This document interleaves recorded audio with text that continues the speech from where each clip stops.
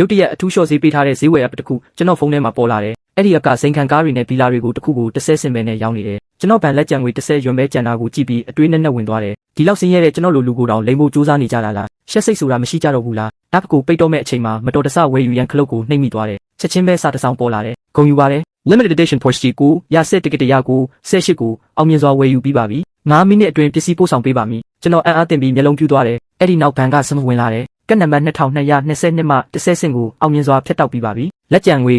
9ရွမ်ခဏငွေကနည်းနည်းလေးပဲရော့သွားတာပါလားဒါကဘာတွေဖြစ်နေတာလဲကျွန်တော်လုံးဝအံ့ဩသွားတယ်အဲ့ဒီအချိန်မှာအိတ်ကက်ထဲမှာတစ်ခုခုကိုခန်းစားလိုက်ရတယ်လက်ထက်နိုင်ပြီးထုတ်ကြည့်လိုက်တော့တကယ် Porsche ကားတော့ဖြစ်နေတယ်ကျွန်တော်ဖုန်းကိုအမြန်ပြန်ထုတ်ကြည့်လိုက်တော့ Dongjiao နံပါတ်1ဗီလာဆိုတဲ့ပစ္စည်းကိုတွေ့လိုက်တယ်မဆိုင်မတော့ပဲဝယ်ယူလိုက်တယ်ဂုံယူပါတယ် Dongjiao နံပါတ်1ဗီလာကိုအောင်မြင်စွာကြိုတင်ဝယ်ယူပြီးပါပြီယနေ့အတွက်ရောင်းချရန်ရှိသမျှအားလုံးကုန်သွားပါပြီနောက်တစ်ချိန် update ကိုစောင့်ပေးပါအဲ့ဒီစာကိုမြင်တော့မှဒီ app ကတနေ့ကိုတစ်ချိန်ပဲပစ္စည်းအသစ်တင်တာဆိုတာနားလဲသွားတယ်ဒါပေမဲ့ဗီလာကြီးကိုဘယ်လိုပို့ပေးမလဲဆိုတာတော့မသိသေးဘူးထားလိုက်တော့အရင်ဆုံးကျွန်တော်ပစီကိုတွားကြည့်ရမယ်app ကိုဖွင့်ပြီးဒီနေရာကိုကြည့်လိုက်တော့ကားကကျွန်တော်နေတဲ့တိုက်နာကဈေးဝယ်စင်တာဖောက်ကိန်းမှာရပ်ထားတာကိုတွေ့လိုက်ရတယ်ကျွန်တော်လည်းချက်ချင်းအဲ့ဒီကိုပြေးသွားလိုက်တယ်ရောက်သွားတော့လူအုပ်ကြီးဝိုင်းအောင်ပြီးစူညံနေကြတာကိုတွေ့ရတယ် Mercedes ပိုင်ရှင်တယောက်ကမျက်နှာပြက်ပြီးသွားပြီအားလုံးပြီးသွားပြီငါကောင်ကရောင်းစားရင်တော့ဒီရော်ကြီးကိုမပေးနိုင်ဘူးလူတွေကအံ့ဩပြီးတယောက်နဲ့တယောက်ကြည့်နေကြတယ် Porsche ပဲမဟုတ်လားမင်းရဲ့ Mercedes လည်းမစိုးပါဘူးဘာလို့မယုံနိုင်ဘူးလို့ပြောနေတာလဲ Mercedes ပိုင်ရှင်ကပြန်អော်တယ်မင်းတို့မသိကြဘူးလားဒါက limited edition Porsche ဖြစ်တယ်ကဘာပေါ်မှာတစည်းတည်းရှိပြီးတန်မိုးကယွမ်တန်800ရှိတယ်အဲ့ဒီစကားကြားတာနဲ့လူတွေကသူ့ကိုတနာတဲ့မျက်လုံးနဲ့ကြည့်ကြတယ်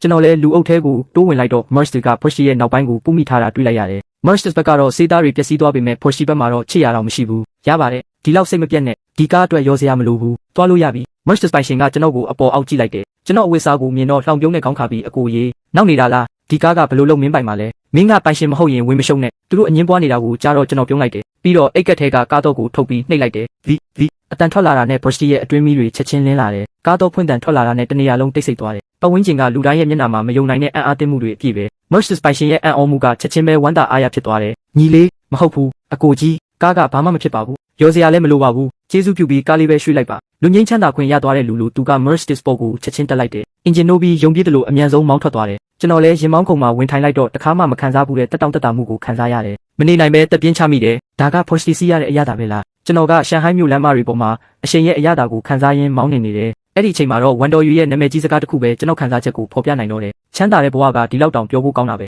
ဒီအချိန်မှာပဲဖုန်းမိလာတယ်ဖုန်းခေါ်သူကကျွန်တော်အလုပ်ကမန်နေဂျာဖြစ်နေတယ်သူ့တန်ကဖုန်းထဲကနေချက်ချင်းထွက်လာတယ်ဘယ်ရောက်နေတာလဲအလုပ်မစင်းသေးဘူးလားချက်ချင်းပြန်မလာရင်မင်းကိုအလုပ်ထုတ်ပြမယ်အဲ့ဒီချိုမြိန်တဲ့အတန်ကိုကြားလိုက်တာနဲ့ကျွန်တော်မျက်နှာပေါ်မှာအပြုံးကြီးတစ်ခုပေါ်လာတယ်အဲ့ဒီအပြုံးကဖုံးကွယ်ထားဖို့တောင်မလွယ်တဲ့အပြုံးပါကြီးပြည့်ထားတဲ့တနက်လိုထိန်းချုပ်ဖို့ခက်ခဲတဲ့ခံစားချက်ပဲကောင်းပြီအခုချက်ချင်းလာခဲ့မယ်ချက်ချင်းလမ်းညွှန်စနစ်ကိုဖွင့်လိုက်ပြီးကားအရှိန်မြင့်ကအယောင်ယုံစီအလင်းအမြန်ထွက်သွားခဲ့တယ်အရှိမျိုးပြဗီလာအယောင်ယုံမှာတော့ဖုံးချလိုက်တဲ့အယောင်ဝင်နံမလေးဟာဝမ်းသာလုံးလိုမျက်နှာတစ်ခုလုံးတောက်ပနေတယ်မန်နေဂျာကျမတို့မစ္စတာကျန်းကိုဆက်သွယ်နိုင်ပါပြီအဲ့ဒီစကားကိုကြားလိုက်တာနဲ့အယောင်ဝင်တဲ့အားလုံးစိတ်လှုပ်ရှားသွားကြတယ်အိုဖရားကြီးပေးဟောက်စ်တစ်လုံးကိုတန်း600နဲ့ဒေါသတကြီးဝယ်ပစ်ခဲ့တဲ့ဦးကျန်းကနောက်ဆုံးတော့ဒီကိုရောက်လာတော့မှာပဲအမျိုးသမီးအယောင်တိုင်ပင်ခံအားလုံးဟာကိုယ်စိတ်ထဲမှာတွက်ချက်နေကြတော့တယ်အားလုံးရဲ့စိတ်ထဲမှာတော့အကြံစီမျိုးစုံတွေးနေကြတယ်မစ္စတာကျန်းပေါ်အထင်ကြီးစရာကောင်းတဲ့ပုံရိပ်တစ်ခုခြံထားနိုင်ဖို့အထူးသဖြင့်သူ့ရဲ့ဆက်သွယ်ရန်အချက်လက်ကိုဘယ်လိုရယူမလဲဆိုတာကိုစဉ်းစားနေကြတာပဲတစ်ဖက်မှာတော့မန်နေဂျာရုံးခန်းထဲမှာမန်နေဂျာကအစီရင်ခံချက်ကိုကြားလိုက်တယ်မစ္စတာကျန်းကိုဆက်သွယ်နိုင်ပါပြီအဲ့ဒီသတင်းကိုကြားလိုက်တာနဲ့မန်နေဂျာကချက်ချင်းစိတ်လှုပ်ရှားသွားတယ်ဦးကျန်းဟာကုမ္ပဏီအကြီးအကဲတွေရဲ့ဓာတ်ရိုက်ညွှန်ကြားချက်နဲ့ဒီနေရာကိုအထူးတာဝန်နဲ့စီစဉ်ပေးထားတဲ့ဧည့်သည်တစ်ယောက်ဖြစ်တယ်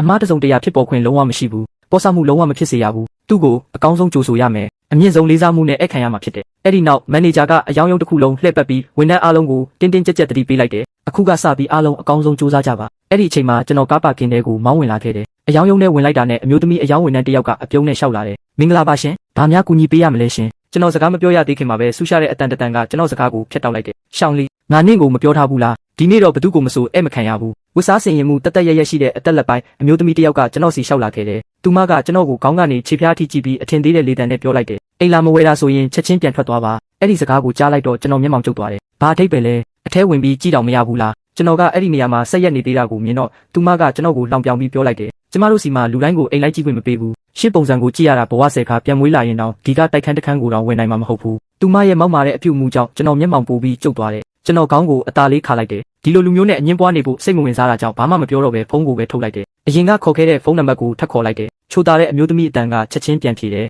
မစ္စတာကျန်းရောက်လာပြီလားရှင်ကျွန်တော်အယောင်ယုံအခန်းထဲမှာပါဒါပေမဲ့ခင်ဗျားတို့ဝန်ထမ်းတွေရဲ့အခန်းပုံကတော့တိတ်မကောင်းဘူးကျွန်တော်ကိုနှင်ထုတ်တော့မဲ့ပုံပဲဖုန်းတစ်ဖက်ကမယုံနိုင်တဲ့အတန်နဲ့ပြန်ပြောလာတယ်ဘယ်လိုဖြစ်နိုင်မှာလဲဦးကျန်းခဏလေးစောင့်ပေးပါခဏလေးစောင့်ပေးပါဦးမန်နေဂျာနဲ့ကျွန်မအခုချက်ချင်းဆင်းလာခဲ့ပါမယ် အဲ့ဒီအချိန်မှာမန်နေဂျာရုံးခန်းထဲမှာတော့မန်နေဂျာစုံရဲ့မျက်နှာကအိုးအောက်ချီလို့မဲမောင်သွားတယ်သူမကမယုံနိုင်ဖြစ်နေခဲ့တယ်အချိန်ချင်းသတိပေးထားပြီးသားဖြစ်ပေမဲ့လှုပ်ဝက်ဆန်းကျဲတဲ့ဦးကျန်းကိုစော်ကားရဲတဲ့သူရှိနေသေးတယ်ဆိုတာကိုသူမမယုံနိုင်ခဲ့ဘူးစကားတောင်ဆက်မပြောတော့ပဲသူမနဲ့မန်နေဂျာတို့ကပထမထပ်ဧခန်းစီအပြေးဆင်းလာကြတယ်ကျွန်တော်ဖုန်းချလိုက်တာကိုမြင်တော့အမျိုးသမီးကြီးကြက်ရေးမှုရဲ့မျက်နှာကပိုပြီးရုပ်ဆိုးသွားတယ်ဟေ့ကောင်မင်းကတကယ်ကိုလွန်လွန်းတယ်ဒီနေရာမှာမင်းဘသူ့ကိုခေါ်ထားလဲဆိုတာငါလည်းကြည့်လိုက်သေးတာပေါ့အဲ့ဒီအချိန်မှာပဲမန်နေဂျာစုံကအောက်ထပ်ကိုအပြေးဆင်းလာပြီးဖြစ်ပျက်နေတာအားလုံးကိုတစ်ချက်တည်းမြင်လိုက်တယ်သူမရဲ့ဒေါသကချက်ချင်းပေါက်ကွဲသွားတယ်အရှက်မရှိတဲ့ဟာနင်ဘာလုပ်နေတာလဲအဲ့ဒီအော်တန်ကိုကြားလိုက်တာနဲ့အမျိုးသမီးကြီးကြက်ရေးမှုကလန့်ဖြတ်သွားတယ်သူမကအဲ့ဒီလူကိုမှတ်မိသွားတဲ့အခိုက်မှာမျက်နှာပေါ်မှာလိမ္မာပါနဲ့တဲ့အပြုံးတစ်ခုပေါ်လာတယ်မန်နေဂျာစုံရှင်ဘာလို့ဒီကိုရောက်နေတာလဲမစ္စတာကျန်းရောက်တော့မှလားစိတ်မပူပါနဲ့ဒီအနှောက်အယှက်ကောင်ကိုအခုချက်ချင်းနှင်ထုတ်လိုက်ပါမယ်ပြောပြီးတော့သူမကကျွန်တော်ဘက်ကိုလှည့်လာပြီးကျွန်တော်ကိုလက်ညှိုးထိုးကဒေါသတကြီးအော်ပြောလိုက်တယ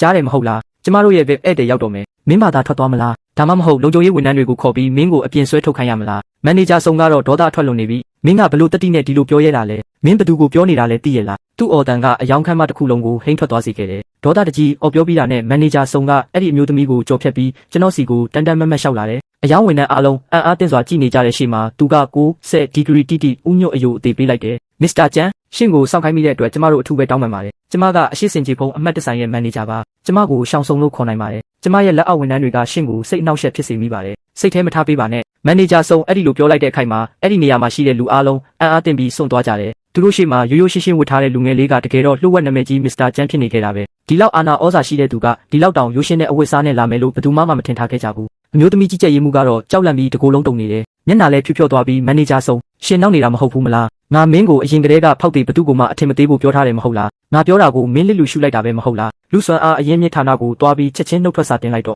အမျိုးသမီးကြီးကြက်ရေးမှုကဒူးထောက်လဲကျသွားပြီးငိုယိုကတောင်းပန်တနာခံတော့တယ်မန်နေဂျာစုံကျမမှားသွားပါတယ်ဒီတစ်ခါပဲအခွင့်အရေးထပ်ပေးပါနောက်တစ်ခါဒီလိုလုံးဝမလုပ်တော့ပါဘူးမန်နေဂျာစုံကတော့သူမကိုတစ်ချက်တောင်ပြန်မကြည့်ပဲကျွန်တော်ကိုပြုံးပြီးမစ္စတာကျန်သူမစီကိုကျွန်တော်ရှောက်သွားလိုက်တယ်မန်နေဂျာစုံကတော့စိတ်ခံစားချက်မျိုးစုံရောရှက်နေခဲ့တယ်ကျွန်တော်ကိုအနည်းဆုံးအသက်30 40ဝန်းကျင်ရှိမယ်လို့သူမထင်ထားခဲ့ပေမဲ့ဒီလောက်ငယ်ရွယ်နေမယ်လို့တော့လုံးဝမမျှော်လင့်ထားခဲ့ဘူးရုပ်ရှင်နဲ့ဖျော်ဖြေရေးလောကကချမ်းသာတဲ့မိသားစုတစုရဲ့သားများဖြစ်နေမလားလို့သူမတွေးမိတယ်မစ္စတာကျန်ရှင်ကတကယ်ကိုငငယ်ရွယ်ရွယ်နဲ့အရန်ထူးချွန်နေသူပါဒီဗီလာအိမ်ကယွမ်တန်း600တန်ပါတယ်နှစ်ပေါင်းများစွာမရောက်နိုင်ပဲကြံနေခဲ့တာပါဥက္ကဋ္ဌကြီးရဲ့ဆန္ဒတစ်ခုကိုအခုတော့ရှင်ဝယ်ယူပေးလိုက်တာနဲ့အကောင့်ထဲပေါ်နိုင်သွားပါပြီအဲ့ဒီစကားကိုကြားပြီးကျွန်တော်စိတ်ထဲမှာအနှဲငယ်အားနာတယ်လို့ခံစားလိုက်ရတယ်ဒီဗီလာကယွမ်တန်း600တန်ပေမဲ့ကျွန်တော်ကတော့အဖက်ကနေတပြားတည်းနဲ့ဝယ်ခဲ့တာဆိုတော့တကယ်ကိုမယုံနိုင်လောက်အောင်ဈေးပေါ်ခဲ့တယ်ကျွန်တော်လက်ကိုပေါ့ပေါ့ပပဝေးရမ်းလိုက်ပြီးတူတူလေးပြောလိုက်တယ်ဒီလောက်တော့မဈေးကြီးပါဘူးအဲ့ဒီစကားကိုကြားလိုက်တဲ့အခါသူမကအတိတ်ပဲကိုလုံးဝတခြားတစ်မျိုးနဲ့နားလည်သွားခဲ့တယ်သူမကယွမ်တန်း600ဆိုတဲ့ပမာဏဟာကျွန်တော်အတွက်ဘာမှမဟုတ်ဘူးဆိုတာချက်ချင်းသဘောပေါက်သွားတယ်အယောင်စာချုပ်နဲ့လွှဲပြောင်းရေးလုပ်ငန်းစဉ်တွေအားလုံးပြီးသွားတဲ့နောက်မန်နေဂျာစုံကကျွန်တော်ကို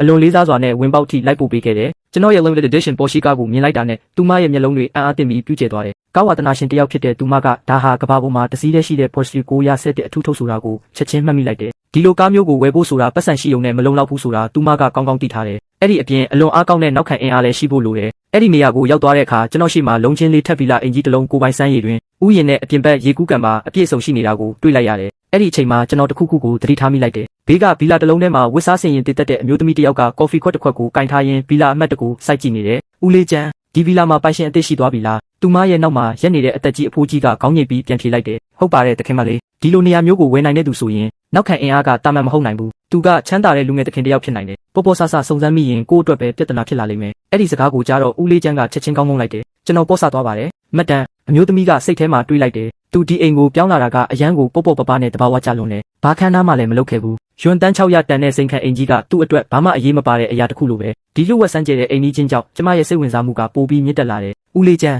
မနက်ဖြန်မစ္စတာကျန်းစီသွားတဲ့အခါ1919ထုတ်ခန်းကဝိုင်းတပလင်းလက်ဆောင်ဖြစ်ယူသွားလိုက်ပါတစ်ဖက်မှာတော့ကျွန်တော်ဆိုဖာပေါ်ဝင်ထိုင်လိုက်တယ်မျက်လုံးကအပေါ်ကခန်းထားတဲ့မမီဆိုင်ကိုကြည့်နေမိတယ်ကျွန်တော်ခေါင်းရမ်းလိုက်ပြီးစိတ်ရှုပ်ထွေးပြီးအံ့အားသင့်နေမိတယ်ကျွန်တော်ကယွမ်တန်း80တန်ပြိုင်ကားကိုမောင်းနေတယ်ယွမ်တန်း600တန်ဗီလာမှာနေထိုင်နေတယ်ဒါပေမဲ့လက်ထဲမှာတော့ကို8ယွမ်ပဲကျန်တော့တယ်အမှန်တိုင်းပြောရရင်အိမ်ထိန်းသိမ်းကတော့ပေးနိုင်ဖို့မနှဲဖြစ်နေပြီဝင်ငွေရတဲ့အရင်မြင့်တောင်မရှိတော့ဘူးအဲ့ဒီညကည7:50မိနစ်ရှိနေပြီကျွန်တော်နည်းနည်းစိတ်လှုပ်ရှားနေတယ်ဒီနေ့ရက်ကအစ်စ်ပြန်လဲ refresh ဖြစ်ရမယ်နေ့လေဝိုးဒါကမယုံနိုင်လောက်အောင်ပဲည7:00နာရီကျော်တာနဲ့ပစ္စည်းအစ်စ်တစ်ခုချက်ချင်းပေါ်လာတယ်ကျွင်းရီဟွာတင် Johnny Holding အိမ်ယာဝင်းရဲ့အဆောက်အအုံမှတ်တမှာတိုက်ခန်းပေါင်း120ကိုထောက်ပံ့ဈေးနှုန်းတပြားတည်းနဲ့ဝယ်ယူနိုင်တယ်အဲ့ဒီကြော်ညာကိုမြင်လိုက်တာနဲ့ကျွန်တော်အံ့ဩသွားတယ်နောက်နေတာတော့မဟုတ်ဘူးမလားဒါကကျွန်တော်ငှားနေတဲ့တိုက်ခန်းဝင်းနဲ့တစ်ထပ်တည်းပဲဒီအိမ်ယာမှာနေထိုင်သူတွေရဲ့80%လောက်ကအိမ်ငှားတွေကြီးပဲမက်ထရိုဘူတာနဲ့လည်းနီးပြီးတိတ်ပတ်နီးပညာစက်မှုဥယျာဉ်ရဲ့ဘေးမှာပဲရှိတယ်တိုက်ခန်းတစ်ခန်းစီရဲ့တန်ဖိုးကအနည်းဆုံးယွမ်9တန်းရှိတယ်အဆောက်အအုံမှတ်တစ်လုံးထဲမှာတင်တိုက်ခန်းပေါင်း120ကျော်ရှိတယ်စုစုပေါင်းတန်ဖိုးကယွမ်6ဘီလီယံတောင်ရှိတယ်ဝိုးဝယ်ယူမှုအောင်မြင်သွားပြီဝ ဝယ်ယူမှုအတီးပြူစာတို့ကချက်ချင်းရောက်လာတယ်မကြခင်မှာပဲအိမ်ပိုင်ဆိုင်မှုစာချုပ်တွေနဲ့အိမ်တော်တွေကိုပို့ဆောင်ပေးပါလိမ့်မယ်အဲ့ဒီ message ကိုမြင်လိုက်တာနဲ့ကျွန်တော်လုံးဝမယုံနိုင်တော့ဘူးဒီအပိကတကယ်ကိုအံ့ဩစရာပဲတန်မိုးယွမ်6ဘီလီယံရှိတဲ့တိုက်ခန်း120ကိုတပြားတည်းနဲ့ဝယ်ခွင့်ရသွားတယ်ဒါဆိုနောက်ကစပြီးကျွန်တော်ကဒီအိမ်ယာရဲ့အိမ်ရှင်ဖြစ်သွားပြီပေါ့နောက်တနေ့မနက်အစောပိုင်းမှာတကားခောက်တန်ထွက်လာတယ်တကားဖွင့်လိုက်တော့ဝစ်စုံပြေးဝတ်ထားတဲ့လူတစ်ယောက်ကိုတွေ့လိုက်ရတယ်မင်္ဂလာပါမစ္စတာကျန်းကျွန်တော်ကကျွင်းရွေဟွာတင်အိမ်ယာစီမံခန့်ခွဲရေးရုံးကပါဒီမှာအိမ်ပိုင်ဆိုင်မှုစာရွက်စာတမ်းတွေနဲ့အိမ်တော်တွေလာပို့ပေးတာပါသူ့လက်ထဲကအထူးကြီးဖိုင်တွေကိုမြင်လိုက်တော့ကျွန်တော်အနှဲငယ်အံ့အားသင့်သွားတယ်ဒီတိုက်ခန်း120လုံးကအခုကစပြီးကျွန်တော်ပိုင်ဆိုင်မှုအစစ်မှန်ဖြစ်သွားပြီအဲ့ဒီတိုက်ခန်းတွေကိုတလရွယ်နဲ့တူညကနေ3တူညအထိငှားထားကြတယ်ကျွန်တော်ချက်ချင်းတွက်ချက်ကြည့်လိုက်တယ်တိုက်ခန်း120လုံးစလုံးကိုအပြည့်ငှားထားနိုင်မယ်ဆိုရင်အိမ်ငှားခဝင်ငွေတစ်ခုတည်းနဲ့တင်အလွန်များပြားတဲ့ဝင်ငွေရနိုင်မှာပဲအဲ့ဒီအကြောင်းကိုတွေးလိုက်တာနဲ့ကျွန်တော်မျက်နှာပေါ်မှာအပြုံးကြီးပေါ်လာတယ်အရင်နီးဆိုတာအစွမ်းထက်တဲ့အရာတစ်ခုပါဒါပေမဲ့အခုတော့အဲ့ဒီအရင်နီးရဲ့ပိုင်ရှင်ကကျွန်တော်ပဲစိတ်လှုပ်ရှားနေတာနဲ့အဲ့ဒီညကကျွန်တော်ပျော်ပျော်ရွှင်ရွှင်အိပ်ပျော်သွားတယ်နောက်တနေ့မနက်ရေချိုးပြီးတဲ့နောက်ကျွန်တော်အနှဲငယ်မျက်မှောင်ကျုံမိတယ်ဗီလာကြီးကကျယ်ဝန်းပေမဲ့အခုလောလောဆယ်ကျွန်တော်အတွက်အသုံးမဝင်သေးဘူးငှားနေတဲ့တိုက်ခန်းတွေကပစ္စည်းတွေကိုအရင်ပြောင်းရအောင်မယ်အိမ်ပိုင်ဆိုင်မှုစာရွက်စာတမ်းတက်တာနှလုံးကိုယူပြီးကျွန်တော်ကျွင်းရွေဟွာတင်ကိုတိုက်ရိုက်သွားလိုက်တယ်လမ်းတစ်ဖက်ကလီကြားအိမ်ချမ်းမြေအကျိုးဆောင်မှာကားရက်လိုက်တယ်အကျိုးဆောင်ဝန်ထမ်းကအရန်ရင်ကျေးစွာကြိုဆိုခဲ့တယ်ငှားရမ်းပေးခြင်းတဲ့တိုက်ခန်းတွေရှိပါတယ်အကျိုးဆောင်ဝန်ထမ်းရဲ့မျက်နှာပေါ်မှာစိတ်ပြတ်တဲ့အရေးအယောင်ပေါ်လာတယ်သူကကော်မရှင်သိမ့်မရနိုင်ဘူးလို့ထင်နေတယ်ဘယ်တိုက်ခန်းနှခန်းကိုငှားမှလဲခင်ဗျအိမ်ပိုင်ဆိုင်မှုစာချုပ်တွေယူလာခဲ့ပါသလားကျွန်တော်ကစာချုပ်တက်တာနှလုံးကိုညွှန်ပြလိုက်တယ်သူကအမှတ်တမဲ့တက်တာတစ်လုံးကိုဖွင့်ကြည့်လိုက်တယ်ပြီးတော့ချက်ချင်းအံ့အားသင့်ပြီးငြိမ်သက်သွားတယ်ဒီတက်တာနှလုံးလုံးမှာအိမ်ပိုင်ဆိုင်မှုစာချုပ်တွေအပြည့်ထည့်ထားတာလားသူကချက်ချင်းနောက်တစ်လုံးကိုလည်းဖွင့်ကြည့်လိုက်တယ်အဲ့ဒီအချိန်မှာသူ့မျက်နှာတစ်ခုလုံးအံ့ဩမှုနဲ့ပြည့်သွားတယ်တက်တာနှလုံးလုံးထဲမှာအိမ်ပိုင်ဆိုင်မှုစာချုပ်တွေအပြည့်တိတ်ထည့်ထားတာကိုသူလုံးဝမယုံနိုင်တော့ဘူးသူရှိမှရက်နေတဲ့သူကလျှို့ဝှက်စမ်းကြဲတဲ့မစ္စတာကျမ်းပဲဖြစ်နေတယ်သူရှိတက်မှာရက်နေတာကိုတွေးလိုက်ရတယ်ကျွန်တော်ခေါင်းကိုအသာညှိလိုက်တယ်ဟုတ်ပါတယ်ကျွန်တော်ပဲဒီတိုက်ခန်းတွေအားလုံးကိုသာငှားနိုင်ခဲ့မယ်ဆိုရင်ကော်မရှင်ကြီးတစ်ခုလေးနဲ့တင်သူချမ်းသာသွားနိုင်တယ်အကျိုးဆောင်ကအဲ့ဒီအကြောင်းကိုစဉ်းစားလိုက်ပြီးသူ့မျက်နှာကအလွန်စိတ်လှုပ်ရှားသွားတယ်ဒီတိုက်ခန်းတွေအားလုံးကိုငှားထုတ်ပြီးဖို့ဘယ်လောက်ကြာအောင်စောင့်ရအောင်မလဲအကျိုးဆောင်ကသတိပြန်ဝင်လာပြီးမစ္စတာကျန်းဒီအယောင်းဝယ်ကအရန်ကြီးပါတယ်ကျွန်တော်မန်နေဂျာကိုအရင်ခေါ်လိုက်ပါရစေသူကမန်နေဂျာရုံးခန်းစီပြေးသွားရင်မန်နေဂျာဂျိ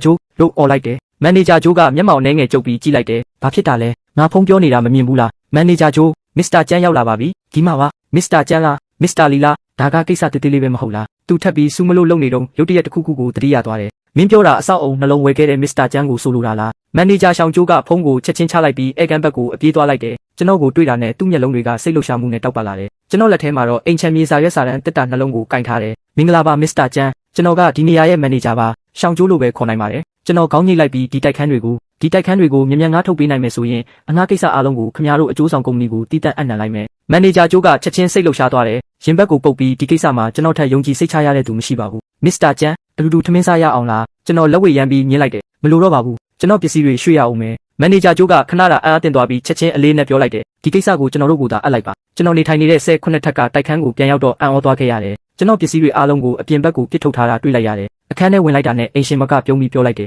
်ပြန်လာပြီလားအတော်ပဲဒီအမိုက်တွေကိုကောက်ပြီးဒီကနေချက်ချင်းထွက်သွားတော့ကျွန်တော်အေးအေးဆေးဆေးပြန်ပြောလိုက်တယ်ကျွန်တော်မှတ်မိတာတော့စာချုပ်တက်တန်းက6ရက်တောင်ကျန်သေးတယ်အခုလိုကျွန်တော်ပစ္စည်းတွေကိုအပြင်ပစ်ထုတ်တာကစာချုပ်ကိုရှင်းရှင်းလင်းလင်းချိုးဖောက်တာပဲအိမ်ရှင်မကခါထောက်ပြီးချိုးဖောက်တော့ပါဖြစ်လေအဲ့ဒီအချိန်မှာပဲမန်နေဂျာကျိုးကတကားဖွင့်ပြီးအမြန်ဝင်လာတယ်မန်နေဂျာကျိုးကိုမြင်လိုက်တာနဲ့အိမ်ရှင်မရဲ့မျက်နှာအမူအရာကချက်ချင်းပြောင်းလဲသွားတယ်ဘာလို့လဲဆိုတော့သူကစာချုပ်ကိုလုံးဝချိုးဖောက်ထားပြီးဒီကိစ္စကိုတိတ်တဆိတ်ဖုံးကွယ်ထားခဲ့တာဖြစ်တယ်အဲ့ဒီကိစ္စကသူ့အတွက်ပြင်းထန်တဲ့အရေးယူခံရနိုင်တဲ့ကိစ္စပဲအဲ့ဒီစကားကိုကြားလိုက်တာနဲ့မန်နေဂျာကျိုးရဲ့မျက်နှာအမူအရာကချက်ချင်းတင်းမာသွားတယ်အန်တီစကားပြောတာသတိထားပေးပါလေးလေးစားစားဆက်ဆံပါဒီလူကကျွန်တော်တို့ရဲ့အကိုကြီးမစ္စတာကျန်းပါအိမ်ချမ်းမြေလုံး100ကျော်ပိုင်ဆိုင်ထားတဲ့ပိုင်ရှင်ပါအိမ်ရှင်မကကျွန်တော်ကိုမယုံနိုင်တဲ့အကြည့်နဲ့စိုက်ကြည့်လိုက်တယ်ရှင်တို့မှားနေပြီထင်တယ်သူကကျမစီမှာအခန်းငှားနေတဲ့အငှားသမားပဲလေဘယ်လိုလုပ်မှားနိုင်မှာလဲကျွန်တော်တို့စီမှာအိမ်ပိုင်ဆိုင်မှုစာချုပ်စာတမ်းတွေအကုန်ရှိပါတယ်အိမ်ရှင်မကကျွန်တော်လိုချမ်းသာတဲ့သူကဒီလိုနေရာမျိုးမှာဘာကြောင့်အခန်းငှားနေတာလဲဆိုတာလုံးဝနားမလည်နိုင်ဖြစ်သွားတယ်ခဏအကြာမှာတော့အတန်လျှော့ပြီးတောင်းပန်ပါတယ်မစ္စတာကျန်းဒါကနားလည်မှုလွဲသွားတာပါစာချုပ်ချိုးဖောက်တဲ့ရော်ကြီးကိုပေးရမယ်ပြီးတော့ကျွန်တော်ရဲ့ကိုယ်ပိုင်ပစ္စည်းတွေကိုလည်းပျက်စီးအောင်လုပ်ထားသေးတယ်ဒါကြောင့်တရားရုံးမှာတွေ့ဖို့သာပြင်ထားလိုက်ပါအိမ်ရှင်မကအန်အော်ဘီစကားတော်မထွက်နိုင်တော့ဘူးအခုဖြစ်သွားတဲ့ကိစ္စကိုသူလုံးဝနားမလည်နိုင်ခဲ့ဘူးဘယ်လိုလုပ်ဒီလိုဖြစ်သွားရတာလဲမစ္စတာကျန်းရော်ကြီးကိုနှစ်ဆပေးပါမယ်တရားရုံးမတက်ပဲဒီကိစ္စကိုညှိနှိုင်းလို့ရမလားကျွန်တော်ခေါင်းခါလိုက်တယ်ကျွန်တော်ကပတ်စံမရှိတဲ့သူလို့ထင်နေလားစိတ်မပူပါနဲ့ဒီလိုကိစ္စမျိုးကိုဖြေရှင်းမှုတဲ့အတွေ့အကြုံရှိပါတယ်တိုက်ခန်းကိစ္စကိုဖြေရှင်းပြီးချိန်မှာတော့နေ့လယ်3နာရီတောင်ထိုးနေပြီဖြစ်တယ်ကျွန်တော်လည်းပစ္စည်းတွေကိုအမြန်သိမ်းဆည်းပြီးမြို့ရှိဘက်စင်ကြီးဖုံးမှာရှိတဲ့ကျွန်တော်ဗီလာကိုပြန်သွားလိုက်တယ်ညဘက်ဘာလို့ရမလဲလို့စဉ်းစားနေတော့တကားကောင်းလောက်မြည်လာတယ်တကားဖွင့်လိုက်တော့အသက်50ဝန်းကျင်ရှိပြီးဝတ်စားဆင်ရင်မှုတက်တက်ရရက်နဲ့လက်ဆောင်တက်တာတစ်လုံးကင်ထားတဲ့လူကြီးတစ်ယောက်ရက်နေတာကိုတွေ့လိုက်ရတယ်ကျွန်တော်အနှဲငယ်အံ့ဩသွားပြီးမေးလိုက်တယ်တောင်းပန်ပါတယ်ဘသူများလဲခင်ဗျာမင်္ဂလာပါဆရာကျွန်တော်ကလမ်းတစ်ဖက်ကအိမ်မက်နှစ်ကလာတာပါကျွန်တော်အိမ်ရှင်မကအိမ်ကြီးချင်းအစ်စ်ရောက်လာတယ်လို့ကြားတာနဲ့ကိုယ်တိုင်လာနှုတ်ဆက်ခိုင်းလိုက်တာပါအဲ့ဒီစကားကိုကြားလိုက်တော့ကျွန်တော်တကားကိုပို့ဖွင့်ပေးလိုက်ပြီးခင်ဗျားတို့အိမ်ရှင်မကတကယ်သဘောကောင်းတာပဲကျွန်တော်နာမည်ကကျန်းဆောင်ဖေးပါဝင်လာပါလက်ဆောင်ပို့ပေးပြီးအဆက်အသွယ်ချက်လက်တွေဖလှယ်ပြီးတဲ့နောက်အသက်ကြီးတဲ့အိမ်တော်ထင်းကြီးကထရက်ပြီးထွက်သွားတယ် သူ့ရဲ့ကြောပုံကိုကြည့်ရင်ဘီလာအမှတ်နှစ်လားချမ်းသာတဲ့လူတွေကတကယ်ကိုမတူဘူးနော်လို့တွေးမိပြီးလှပတဲ့လက်ဆောင်ဘူးကိုဖွင့်လိုက်တယ်အထဲမှာအဝါဖြော့ရောင်အညွန့်ပါတဲ့1910ခုနှစ်ထုတ်ရိုမနီကွန်တီဝိုင်းနီတပလင်းရှိနေတယ်အိုးဖျားရည်1910ခုနှစ်ထုတ်ရိုမနီကွန်တီတပလင်းနဲ့လားကျွန်တော်ဝိုင်ကြောင်းတော့နည်းနည်းသိထားတယ်ဒါကအလွန်တမိုးကြီးတဲ့ကဘာကျော်ဝိုင်းပဲတပလင်းနဲ့တင်ရွံသိမ်းပေါင်းများစွာတန်ကြေးရှိနိုင်တယ်အဲ့ဒီလူတွေကဘာလို့အဲ့ဒီလိုပြုမှုနေကြတာလဲလို့တွေးမိတယ်ဒါပေမဲ့ကျွန်တော်မသိခဲ့တာကဘီလာအမှတ်နှစ်ကမိန်းကလေးကကျွန်တော်ကိုအင်အားကြီးမားတဲ့မိသားစုရဲ့သားတစ်ယောက်လို့ထင်နေခဲ့တာပဲအပြင်လူတွေအမြင်မှာတော့တထေးသားတစ်ယောက်နဲ့မိတ်ဖွဲ့ဖို့ရွံ3သိန်း3တာကအလွန်ဖြုံးတိရကြတယ်လို့ထင်နိုင်ပေမဲ့သူမအတွက်တော့အမျက်တေချတဲ့ရင်းနှီးမြှုပ်နှံမှုတစ်ခုပဲည9နာရီလောက်မှာကျွန်တော် Honor Kings ဂိမ်းဆော့တော့မဲ့အချိန်အဖွဲ့ခေါင်းဆောင်ယူရော့ယန်စီကဖုန်းဝင်လာတယ်ကျွန်တော်အံ့ဩသွားပေမဲ့ဖုန်းကင်လိုက်တယ်ဒီနေ့ဘာလို့ကုမ္ပဏီကိုမလာတာလဲအဲ့ဒီအချိန်မှပဲဒီနေ့အလုပ်ဆင်းရမှာကိုတတိယလိုက်တယ်ကိစ္စလေးပေါ်လာလို့ပါလို့ပေါ့ပေါ့ပပပြန်ဖြေလိုက်တယ်အဖွဲ့ခေါင်းဆောင်ယူရော့ယန်ရဲ့အတန်ကအနှဲငယ်လေးနဲ့နေတယ်လို့ထင်ရတယ်ကုမ္ပဏီကဆက်မရက်တည်နိုင်တော့ဘူးဒေဝါလီခံတော့မယ်မင်းရဲ့လစာကိုတော့ရရှိမှာပါငွေကကျွန်တော်ဘဏ်ကတ်ထဲလွှဲဝင်လာတဲ့အခါကျွန်တော်နည်းနည်းအံ့ဩသွားတယ်အလုပ်တရက်တောင်မစင်းပဲလစာအပြည့်ရနေတော့မယ်လားစာတိုထဲမှာမနှက်ဖြန်10တနာရီဖူကျန်းကမ်းမှဖြူချိန်ဟော့ဒုတိယထက်ကရိုခမ်းမရော့ဆောက်ကိုလာပေးပါလူတိုင်းအတွက်နှုတ်ဆက်စပွဲကျင်းပပေးမှာပါခဏလောက်စဉ်းစားကြည့်လိုက်တယ်ဘာပဲဖြစ်ဖြစ်ကျွန်တော်တို့အတူတူအလုပ်လုပ်ခဲ့တာတစ်နှစ်ရှိပြီတန်ရောစင်လေးတော့ရှိနေသေးတာပေါ့ဒါနဲ့တွားဖို့သဘောတူလိုက်တယ်နောက်တစ်နေ့မနက်8နာရီမှာမနက်စာစားရင် one new video ကိုဖွင့်လိုက်တယ်ဒီနေ့ရဲ့ပစ္စည်းအသစ်တွေအတိတ်ဖြစ်နေပြီ Roger Dobby King Series 3436နာရီတလုံးနဲ့ငွေပြန်အန်းနှုံမြောက်ပေးတဲ့ကတ်တကတ်ပါဝင်နေတယ် Roger Dobby အမှတ်တစိတ်ကိုကျွန်တော်သိထားတယ်အမှတ်တစိတ်အသစ်တစ်ခုဆိုပေမဲ့ပါတက်ဖိလစ်နဲ့ဘာရှာရွန်ကွန်စတန်တင်လိုနာမည်ကြီးအမှတ်တစိတ်တွေနဲ့မရှင်နိုင်သေးဘူးဒါပေမဲ့အရေးသွေးနဲ့ဒီဇိုင်းပိုင်းမှာတော့လုံးဝနှင်းကြတာမျိုးမရှိဘူးရွှန်လေးနှစ်တန်းတန်နေဆိုတာတွေးလိုက်ရတယ်ကျွန်တော်အံ့အားသင့်သွားပေမဲ့မဆိုင်မတွပဲဝယ်ယူရန်ကိုနှိပ်လိုက်တယ်ဝယ်ယူခလုတ်နှိပ်လိုက်တာနဲ့ဖန်သားပြင်ပုံမှာဂုံယူပါတယ်ဝယ်ယူမှုအောင်မြင်ပါပြီးခံမှန်းပို့ဆောင်ချိန်3နာရီပို့ဆောင်ချိန်ကနည်းနည်းကြာပေမဲ့အဲ့ဒါကိုကျွန်တော်အရေးမဆိုင်လိုက်ဘူးငွေပြန်အန်းကလားအဲ့ဒါကဘာအတိတ်ပဲလဲအရင်ဆုံးဝယ်ထားလိုက်ပြီးမှနောက်မှကြည့်မယ်လို့ဆုံးဖြတ်လိုက်တယ်မနက်စာစားနေတော့စာတိုအသစ်တစ်စောင်ထပ်ဝင်လာတယ်နင်းငွေဒက်ဘစ်ကတ်နောက်ဆုံးကနန်းနဲ့အဆုံးတက်တဲ့အကောင့်ထဲကိုငွေလွှဲဝင်လာကြောင်းအကြောင်းကြားစာဖြစ်တယ်ကျွန်တော်ချက်ချင်းဖွင့်ကြည့်လိုက်တော့မျက်လုံးတောင်ပြူးသွားမိတယ်ကျွန်တော်ရဲ့တိုက်ခန်းတရား20လုံးကငှားပြီးသွားပြီငွေရှာနိုင်တဲ့အမြန်နှုန်းကတကယ်ကိုအံ့ဩစရာကောင်းလွန်းတယ်အဲ့ဒီနောက်ကျွန်တော်အမေစီကိုရွာ2သိန်းလွှဲပေးလိုက်တယ်တကယ်တော့ဒီထက်ပိုပေးချင်ပေမဲ့ကန့်သက်ချက်ရှိနေခဲ့တယ်တခါတည်းအများကြီးပေးလိုက်ရင်အမေလန့်သွားမှာစိုးရိမ်မိတယ်ဒါတော့အမေကတကယ်ပဲလန့်သွားခဲ့တယ်ပြီးတော့အကျွမ်းတဝင်ရှိတဲ့ဖုန်းခေါ်တန်တစ်ခုဝင်လာတယ်တားရီဒီလောက်များတဲ့ငွေတွေဘဲကရလာတာလဲအမေကစိုးရိမ်တကြီးမေးလိုက်တယ်ကျွန်တော်တို့မိသားစုအတွက်ရွာ2သိန်းဆိုတာငွေမြောက်များပဲကျွန်တော်လည်းအမြန်အကြောင်းပြချက်တစ်ခုစဉ်းစားလိုက်တယ်အမေဒီငွေကိုတားနဲ့တငယ်ချင်းတယောက်အတူတီထောင်ထားတဲ့ကုမ္ပဏီကရတဲ့အမြတ်ငွေပါဒီလိုကြတော့အမေလည်းစိတ်သက်သာရသွားတယ်အဖေနဲ့အမေကသုံးဆွဲဖို့ငွေရှိပါတယ်ဒီရွာ2သိန်းကိုတော့တားအိမ်အောင်ပြုတဲ့နေ့အတွက်အမေတို့တင်ထားပေးမယ်ကျွန်တော်ဖုန်းမှာပေါ်လာတယ် cashback ကက်ရောက်ရှိပါပြီအသေးစိတ်ကို menu ထဲမှာဝင်ကြည့်ပေးပါကျွန်တော်နှိပ်ပြီးအသေးစိတ်အချက်လက်အားလုံးကိုတေချာဖတ်ကြည့်လိုက်တယ်ဒီကက်ကိုအသုံးပြုပြီးရင်နောက်တစ်ချိန်ဝယ်ယူမှုမှာ cashback ကို10ဆအထိပြန်ရနိုင်တယ်အဲ့ဒါကြောင့်ကျွန်တော်မျက်လုံးတောင်တောက်ပသွားတယ်10နာရီထိုးဖို့နာရီအနည်းငယ်ကြံသေးတယ်အဝတ်အစားအရင်သွားဝယ်လိုက်အောင်မယ်ကျွန်တော်ဘာမင်ဟန်ပလာဇာကိုသွားပြီးအမန်နဲ့ဆိုင်ကိုတန်းဝင်သွားလိုက်တယ်ဆိုင်ထဲမှာတော့လေဘင်းမှာရွှေဆွဲကြိုးထူကြီးဆွဲထားတဲ့လူဝါကြီးတယောက်ကကောင်းမလေးငယ်တယောက်နဲ့အတူရက်နေတယ်သူကကျွန်တော်ကိုကြည့်ပြီးအမှန်ကဒီလိုလူမျိုးကိုတောင်ဝင်ခွင့်ပေးပြီးစီးပွားရေးလုပ်နေတာလားလမ်းဘေးဈေးတယ်လို့ဝစ်ထားတဲ့ကောင်ကိုတောင်ဆိုင်ထဲဝင်ခွင့်ပေးရတယ်ပေါ့လို့ပြောနေတယ်လို့ပဲအယောင်းဝန်ထမ်းမိန်းကလေးကလည်းကျွန်တော်ကိုထူးထူးခြားခြားကြည့်နေတယ်ဒါပေမဲ့ professional PP အကောင်းဆုံး collection ကိုစတင်မိတ်ဆက်ပေးတယ်အထူးခြားဆုံးနဲ့အဆင့်မြင့်ဆုံးပစ္စည်းတွေကဘာတွေလဲသူမကချက်ချင်းပြန်ဖြေတယ်ရှေ့မှာမြင်နေရတဲ့ခုနှစ်စုံကဒီယာဒီရဲ့အဓိက collection ပါကျွန်တော်လက်ဝဲရမ်းပြီးကောင်းပြီးအကုန်ထုတ်ပေးလိုက်လို့ပြောလိုက်တယ်အယောင်းဝန်ထမ်းကအံ့အားသင့်သွားပြီးစေရဒါကိုကျွန်မလက်မခံနိုင်ပါဘူးကျွန်တော်ပြုံးပြီးရှက်မနေပါနဲ့ဦးကျန်းယူတာယူလိုက်ပါလို့ပြောလိုက်တယ်ကျွန်တော်စကားကြတော့ဦးကျန်းဖူရဲ့မျက်ခွန်တုံသွားတယ်သူ့မျက်နှာအမူအရာကချက်ချင်းလေးနဲ့သွားတယ်ဦးကျန်းဒီလက်ဖက်6တပူးကရွမ်ဆက်5သူညတက်ပါတယ်ရောင်းချင်တယ်ဆိုရင်ကျွန်တော်ဝယ်ချင်ပါတယ်ကျွန်တော်နည်းနည်းအံ့ဩသွားတယ်အိမ်မှာမဖွင့်ရသေးတဲ့လက်ဖက်6 28ဘူးတောင်ကျန်သေးတယ်စုစုပေါင်းတန်ဖိုးကအနည်းဆုံးရွာ21တန်းလောက်ရှိတယ်ကျွန်တော်မတိမတာဟန်ဆောင်ပြီးတီတီငိမ့်ငိမ့်နဲ့ဦးကျန်းအားနာစရာမလိုပါဘူးအိမ်မှာနောက်ထပ်အများကြီးရှိသေးတယ်ဘလို့မှတောက်မကုန်နိုင်ဘူးလက်ဖက်ဥတောင်လှုပ်ရှားဖို့စဉ်းစားထားတာဒီစကားကြတော့ဦးကျန်းမှုကောင်းကြိုက်လာတယ်လို့ဖြစ်သွားတယ်ဒါအရန်ဖြုံးတီးလုံးတာပဲလက်ဖက်6ဘလောက်ကျန်သေးလဲကျွန်တော်ဝယ်ချင်ပါတယ်အဲ့ဒီစကားကြတော့ကျွန်တော်စိတ်ထဲမှာအရန်ပျော်သွားတယ်ငါးမြချိတ်ကိုကိုက်မိတယ်လို့ပဲဒါပေမဲ့အပြင်ဘက်မှာတော့မသိတယ်လို့ဟန်ဆောင်ထားပြီး10ဘူးလောက်တော့ကြံဦးမယ်ထင်တယ်လိုချင်ရင်အိမ်ကိုလာယူလိုက်ပါမဟုတ်ရင်လက်ဖက်ဥလုပ်ဖို့ပဲတုံးတော့မလို့အများကြီးလည်းမတန်ပါဘူးအဲ့ဒီစကားကြတော့ဦးကျန်းဖူတောင်အံ့ဩလုံးလို့မူးမေ့မတက်ဖြစ်သွားတယ်ရွမ်9 9တန်းကိုတန်ဖိုးသိမ့်မရှိဘူးလို့ပြောရဲတာလားဒါကတကယ်တတိအစစ်ရဲ့ပုံစံပဲလားဒါပေမဲ့ဦးကျန်းဖူကအလကားတော့ဘလို့မှမယူချင်ဘူးဒီလောကမှာအလကားရတာဘာမှမရှိဘူးမဟုတ်ဘူးကျွန်တော်တကယ်ဝယ်ချင်တာပါအဲ့ဒီစကားကြတော့ကျွန်တော်ပြုံးလိုက်ပြီးမသိတယ်လို့ဟန်ဆောင်ကားဒါဆိုဈေးကြီးကြတာပေါ့ဆွေးနွေးပြီးတဲ့နောက်မှာတော့လက်ဖက်6 10ဘူးကိုတပူးလျင်ရွမ်950သူညနဲ့ရောင်းလိုက်တယ်စက္ကန့်30တောင်မပြည့်ခင်ရွမ်9 9တန်းထပ်ပြီးကျွန်တော်အကောင့်ထဲဝင်လာပြန်တယ်အင်ကြီးအမှတ်2ရဲ့ဒုတိယထပ်မှာစပင်နီမလေးတယောက်ကရှေ့ကလက်ဖက်6ကိုကြည့်ရင်အပြုံးတစ်ချက်ပြုံးလိုက်တယ်ထင်ထားတာနဲ့မတူဘူးဒီမစ္စတာကျန်းကတကယ်ထူးခြားတဲ့လူပဲဦးကျန်းတပူးကိုကိုယ်တိုင်သိမ်းထားလိုက်ကျန်တာကိုတော့မိတ်ဆွေတွေကိုမျှပေးလိုက်ပါကျန်တဲ့ဟာတွေကိုတော့အဖိုးအသက်80ပြည့်မွေးနေ့ရောက်ရင်လက်ဆောင်ပေးလိုက်မယ်တစ်ဖက်မှာတော့ကျွန်တော်ဖုန်းထဲကလက်ကျန်ငွေစာတူကိုပဲထက်ခါကြည့်နေမိတယ် ယွန်း10တန်းကျော်အခုတော့ကျွန်တော်ကတန်းကျွယ်တတိတယောက်ဖြစ်သွားပြီဒီပတ်စံဝင်တော့ကဗန်တမြတိုက်တာထက်တောင်မြန်နေသေးတယ်တိုက်ခန်းငါးကထက်ရလာရင်ကျွန်တော်အကောင့်ထဲကိုငွေမြောက်များထပ်ဝင်လာအောင်ပါပဲမနေ့ကအားမဲ့ဆိုင်မှာဖြစ်ခဲ့တဲ့ကိစ္စနဲ့ဒီနေ့ယွန်း9ငါးတန်းတန်အယောင်းဝယ်ကိုပေါင်းစဉ်းစားကြည့်လိုက်တော့ကျွန်တော်မှာတာမန်မဟုတ်တဲ့နောက်ခံအဆင့်တန်းတစ်ခုရှိနေတယ်လို့ထင်လာကြတယ်ထားလိုက်ပါတော့အရင်ဆုံးကျွန်တော်ကားကိုတွားယူလိုက်အောင်မယ်ကျွန်တော်တက္ကစီစီးပြီးဖူကျန်းရက်ကွက်မှာရှိတဲ့ဝမ်ကွဲအကူအိမ်ကိုတွားလိုက်တယ်မနေ့ကတွေးခဲ့တဲ့လုံခြုံရေးအဆောင်ကကျွန်တော်ကိုမြင်တာနဲ့ပြုံးပြီးနှုတ်ဆက်လိုက်တယ်မစ္စတာကျန်းရောက်လာပြီလားဆရာကားကိုဟိုဘက်မှာရပ်ထားပါတယ်ကျွန်တော်အာမခံပါတယ်ကားကိုဘယ်သူမှမထိရဲပါဘူးဒီတစ်ချိန်တော့ကျွန်တော်လည်းအရန်ရင်ကျေးစွာပြန်နှုတ်ဆက်လိုက်တယ်ကားစီလျှောက်သွားလိုက်တော့အဝေးကနေတောင်ကားကိုမြင်လိုက်ရတယ်အဲ့ဒီအချိန်မှာကားနားကိုလူအုပ်ကြီးဝိုင်းကြည့်နေကြတာကိုတွေ့လိုက်ရတယ်အခုတော့အမြဲတမ်းသုံးလို့ရတဲ့နံပါတ်ပြလိုအပ်နေပြီဒီအကဘလို့အလုပ်လုပ်တာလဲဆိုတာငါမသိခဲ့ဘူးပုံမှန်ဆိုရင်ယင်စီမန်ခန့်ခွဲရေးဌာနကဒီလောက်မြန်မြန်ဆန်ဆန်ဆောင်ရွက်ပေးမှာမဟုတ်ဘူးဒါပေမဲ့ငါကဖုန်းတစ်ခေါက်ပဲဆက်လိုက်တာနဲ့လုပ်ငန်းစဉ်တစ်ခုလုံးကိုမိနစ်20မပြည့်ခင်အပြီးတက်ပေးလိုက်တယ်ကားနံပါတ်ပြရပြီးတဲ့နောက်တက္ကသိုလ်မျိုးတွေကိုကားမောင်းသွားခဲ့တယ်လူငယ်တော်တော်များများရဲ့အာယုံဆိုင်မှုကိုရခဲ့တယ်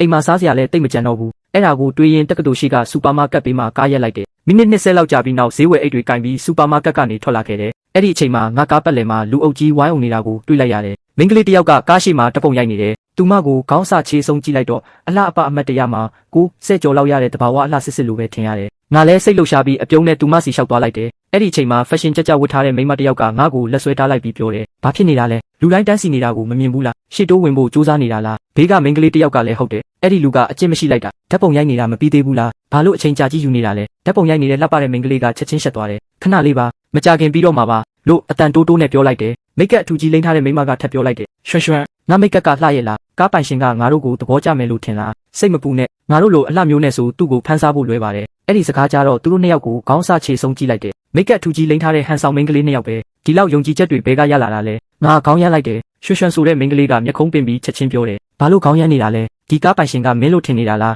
ငါကားတော့ကိုထုတ်ပြီးခလုတ်ကိုအသားလေးနှိပ်လိုက်တယ်ကလစ်ကလစ်ကားရှိမီးတွေတစ်ဖြက်ဖြက်လင်းသွားတယ်ငါကားတကားဖွင့်ပြီးပြောလိုက်တယ်တောင်းပန်ပါတယ်ဒီကားကတကယ်ပဲငါကားပါပြီးတော့ကားနဲ့တပ်ပုံရိုက်နေတဲ့မိန်းကလေးဘက်ကိုလှည့်ကြည့်လိုက်တယ်ဓာတ်ပုံရိုက်နေတာပဲဆိုတော့ကားထဲမှာပါဝင်ရိုက်လိုက်ပါလားအဲ့ဒီမိန်းကလေးကချက်ချင်းမျက်နှာနီးသွားတယ်သူမကခီးတဲ့ထိုင်ကုန်မှာဝင်ထိုင်လိုက်ပြီးတကားကိုပိတ်လိုက်တယ်အပြင်ကမိန်းမနှစ်ယောက်ကတော့ရှက်လွန်းလို့မျက်နှာတွေနီးရဲနေပြီစောစောကသူတို့ပြောခဲ့တဲ့အတိတ်ပဲမရှိတဲ့စကားတွေကိုပြန်တွေးမိတော့မြေကြီးထဲဝင်ပုံးလိုက်ချင်တော့အောင်ရှက်နေကြတယ်ခဏလောက်တွန်းဆုပ်နေပြီးနောက်ရွှွှွှွကကိုကိုကိုင်းချလိုက်တယ်ခေါင်းငုံပြီးကားပြတင်းပေါက်နာကိုကတ်လာကချောလိုက်တဲ့ကိုကိုရေကျမတို့လည်းပြောချင်တာပဲကားထဲဝင်ပြီးတပ်ပုံနဲ့ရိုက်လို့ရမလားစကားပြောနေရင်သူမကတမင်တကာကိုလုံးကိုလှုပ်ရှားပြပြီးအဝတ်စားကိုလည်းဆွဲချပြနေခဲ့တယ်ဒီမှာအဟောင်းတစ်စီးပဲမဟုတ်လားဖာရာရီတို့လမ်ဘော်ဂီနီတို့ကိုနေတိုင်းလိုမြင်နေရတာပဲဒီမှအဟောင်းကိုဘသူကဂယုဆိုင်မှာလဲသူမရဲ့စကားကြောင့်ပတ်ဝန်းကျင်ကလူတွေအားလုံးအံ့ဩပြီးစွန့်သွားကြတယ်ဒီလိုစကားမျိုးတောင်ပြောထွက်သေးတာလားအနားမှာရက်နေတဲ့လူတစ်ယောက်ကရေမောလိုက်ပြီးပြောတယ်မင်းတကယ်မသိတာလားဒါဖရာရီမဟုတ်ဘူး Porsche 900 set တက3ဝစ်ပဲရွှွှွှွကဒီကားတန်မိုးကယွန်တန်း80လောက်ရှိတယ်လို့ကြားလိုက်ရတာနဲ့လုံးဝအံ့ဩတုန်လှုပ်သွားတယ်ဘေးကမိန်းကလေးကိုလှည့်ကြည့်ပြီးအားလုံးနဲ့အပြစ်ပဲနင်သာမနှောက်ယှက်ခဲ့ရင်ဒီလောက်ချောတဲ့ကောင်လေးကိုငါဘယ်လိုလုပ်လက်ခံရမှာလဲဘသူကိုလက်ဖက်စိမ့်မလေးလို့ခေါ်တာလဲချက်ချင်းပဲသူတို့နှစ်ယောက်အပေါ်ရန်ဟန်ဆောင်ထားတဲ့တငယ်ချင်းဆက်ဆံရေးကပြိုကွဲသွားတယ်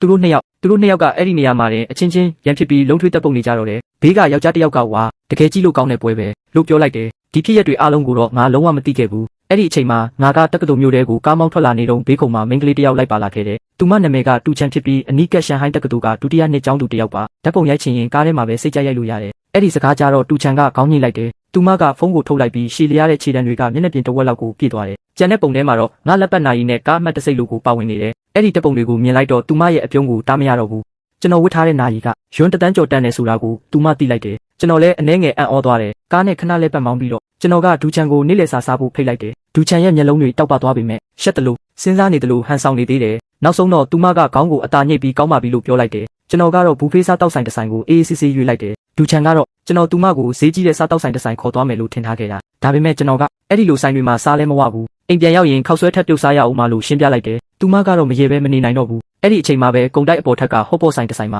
ာအသက်လက်ပိုင်းအမျိုးသားတစ်ယောက်ကလှမ်းကြည့်နေတယ်စိတ်ပြက်နေတဲ့အဲ့ဒီလူကကြီးပေါ်တာပဲအရင်တစ်ခါကျွန်တော်ကားကိုချစ်မိခဲ့တဲ့ Mercedes-Benz ပိုင်ရှင်အဲ့ဒီလူပေါ့သူ့ဘေးမှာထိုင်နေတဲ့ဝါတဲ့လူကနှစ်သိမ့်ပြီးပြောလိုက်တယ်အကိုပေါ်တာမိတ်ဆွေကောင်းတယောက်ရမယ့်အခွင့်အရေးလွတ်သွားတာပဲလေအဲ့ဒီလောက်စိတ်ပြက်နေဖို့မလိုပါဘူးအဲ့ဒီစကားကြတော့ကြီးပေါ်တာကပိုတောင်ဒေါသထွက်သွားတယ်မင်းပါတိလို့လဲအရင်တစ်ခါရော်ကြီးကိစ္စကနေငါတို့မိတ်ဆွေဖြစ်ခဲ့ရင်သူအသားလေးထုတ်ပြလိုက်တဲ့အရာတွေတောင်ငါတို့ကိုအစင်ပေါင်းများစွာမြင့်တက်သွားစေနိုင်တယ်အဲ့ဒီစကားကြတော့နောက်တစ်ယောက်ကရေရင်းစနောက်လိုက်တယ်ကဲပ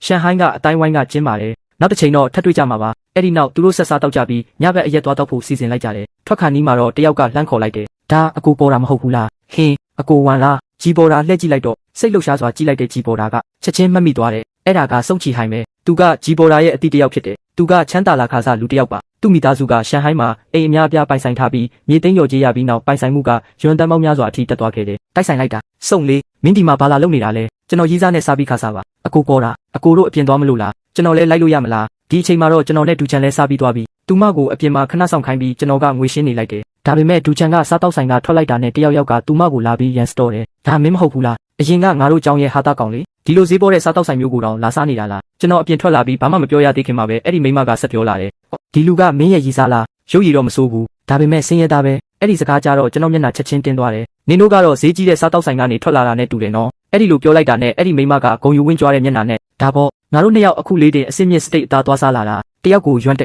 ်တူညာလောက်ကြတယ်ကျွန်တော်ကခေါင်းညိတ်ပြီးပြောလိုက်တယ်ဒါဆိုမင်းကြီးစားကအစားတော်တော်စားနိုင်မှာပဲနော်အဲ့ဒီစကားကြတော့သူတို့နှစ်ယောက်လုံးခဏကအံ့ဩသွားကြတယ်ကျွန်တော်ကသူမကိုအထင်သေးတဲ့အကြည့်နဲ့ကြည့်ရင်အစားမများရင်မင်းလိုလူကိုဘယ်လိုစားနိုင်မှာလဲကျွန်တော်စကားကြတော့ဒူချန်ကရေမောသွားပြီးအဲ့ဒီမိန်းမကတော့ဒေါသကြောင့်တကူလုံးတုံနေတယ်သူမကနောက်လက်ကြည့်လိုက်တော့သူမရဲ့ရီးစားကရှောက်လာနေတာကိုတွေ့လိုက်ရတယ်သူမကကျွန်တော်ကိုလက်ညှိုးထိုးပြီးစပင်ရွှေရောင်ကောင်လေးကိုတိုင်းလိုက်တယ်ကိုရေးဒီလူကကျမကိုနှောက်ယှက်နေတယ်သူ့ကိုတင်ကန်းစာတစ်ခုပေးလိုက်ပါဦးဂျီပေါ်တာကကျွန်တော်ကိုမြင်လိုက်တာနဲ့ဝမ်းသာလွန်းလို့မျက်ရည်တောင်ကျမလိုဖြစ်သွားတယ်အချိန်အတော်ကြာတွေ့ချင်နေခဲ့တဲ့ဖွှေရှိပိုင်ရှင်ကကျွန်တော်ပဲဖြစ်နေတာကိုသူ့ဘေးကစပင်ရွှေရောင်နဲ့စုံချီဟိုင်ကတော့ဒေါသထွက်ပြီးမျက်နှာညီရဲသွားတယ်သူကခြေလန်းနှဲငယ်နဲ့ကျွန်တော်ရှိကိုတန်းရောက်လာပြီးလက်ညှိုးထိုးကအော်ဟစ်လိုက်တယ်ဟေ့ကောင်အသက်ရှင်ရတာညင်းငွေနေလို့လားငါမိမကိုနှောက်ယှက်ရဲတယ်ပေါ့အဲ့ဒီစကားတွေသူ့ပါဇက်ကထွက်သွားတဲ့အချိန်မှာဂျီပေါ်တာရဲ့မျက်နှာအမူအရာကချက်ချင်းပြောင်းလဲသွားတယ်စပင်ရွှေရောင်လူကိုကြည့်လိုက်တာနဲ့ဒေါသတွေပောက်ကွဲထွက်လာပြီးရှေ့ကိုပြေးသွားကအကုန်ကန်ချလိုက်တယ်ဖုံးစပင်ရွှေရောင်လူကမြေကြီးပေါ်ကိုပြုတ်ကျသွားတယ်တစ်ချိန်တည်းမှာပဲဂျီပေါ်တာကဒေါသတကြီးအော်ဟစ်လိုက်တယ်ဒီလူကြီးမင်းကိုဒီလိုမျိုးစကားပြောဖို့ဘသူကမင်းကိုခွင့်ပြုထားလဲစပင်ရွှေရောင်လူကမြေကြီးပေါ်မှာလဲနေပြီးမျက်လုံးတွေအတက်မဲ့တယ်လို့ဖြစ်နေတာခုနကဖြစ်သွားတာကိုသာငေးကြည့်နေမိတယ်ဒါပေမဲ့ဂျီပေါ်တာကတော့စိတ်လှုပ်ရှားမှုနဲ့မျောလင်းချက်တွေအပြည့်ဖြစ်နေခဲ့တယ်အကိုဒီနေရာမှာအကိုနဲ့ပြန်တွေ့ရမယ်လို့ကျွန်တော်တကယ်မထင်ထားခဲ့ဘူးကျွန်တော်ရှေ့မှာရက်နေတဲ့လူကိုတေချာကြည့်လိုက်တယ်ခမားကိုကြည့်ရတာရင်းနှီးတယ်လို့ပဲအကိုကျွန်တော်ပါအရင်ကကားပါကင်မှာကျွန်တော်တို့တွေ့ခဲ့ဘူးတယ်အဲ့ဒီတုန်းက Merce Dispense မောင်းလာတဲ့သူပါမစ္စတာကျန်ဒါကဘလို့အခြေအနေလဲအဲ့ဒီအချိန်မှာပဲကျွန်တော်ရုတ်တရက်တတိယသွားတယ်သူကကျွန်တော်ကားကိုဝင်တိုက်ခဲ့တဲ့ Merce Dispense ရင်မောင်းပဲအကိုကျွန်တော်နာမည်ကကြည်ပေါ်တာပါရှောင်းကြီးလို့ပဲခေါ်လို့ရပါတယ်သူ့ရဲ့အပြုတ်မူကမယုံနိုင်လောက်အောင်လေးစားမှုအပြည့်နဲ့ဖြစ်နေတယ်ဒီအချိန်မှာတော့စပင်ရွှေရောင်ကောင်ရဲ့အတွေးတွေလုံးဝရက်တန့်သွားခဲ့တ